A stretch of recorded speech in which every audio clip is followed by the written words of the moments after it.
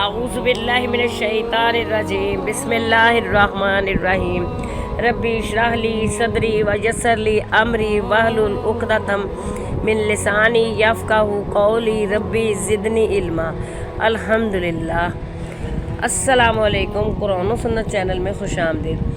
آج اسم اعظم کی تعریف میں 7ویں نمبر پر میں ویڈیو ڈالنے لگی ہوں۔ نمبر 7، حضرت سعد بن ابی وقاص رضی اللہ تعالیٰ عنہ سے روایت ہے کہ رسول اللہ صلی اللہ علیہ وسلم نے فرمایا کہ ذنون یونس علیہ السلام کی دعا جب انہوں نے اللہ سے دعا کی تھی جس وقت وہ مچھلی کے پیٹ میں تھے، بے شک کسی مرد مسلمان نے کسی مقصد میں اس کے ساتھ دعا نہیں کی مگر اللہ نے اس کی دعا قبول فرمائی۔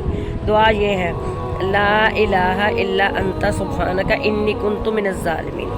ترجمہ: نہیں کوئی معبود مگر تو پاک ہے، یقیناً میں ہوں ظالموں میں سے۔ یہ ترمذی حدیث میں بھی آتا اور حاکم میں بھی۔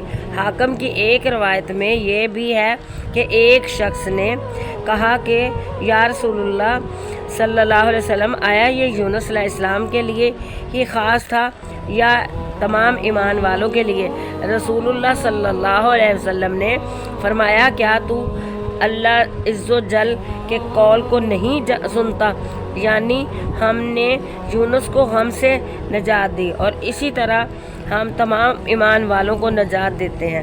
حاکم کی ایک روایت میں یہ مضمون ہے کہ یہ اللہ کا اسم اعظم ہے کہ جب اس کے ذریعے سے دعا کی جائے تو اللہ دعا قبول کرے اور جب اس کے ذریعے سے سوال کیا جائے تو وہ عطا کرے۔ اللہ آپ کا حامی و ناصر ہو۔ اللہ حافظ۔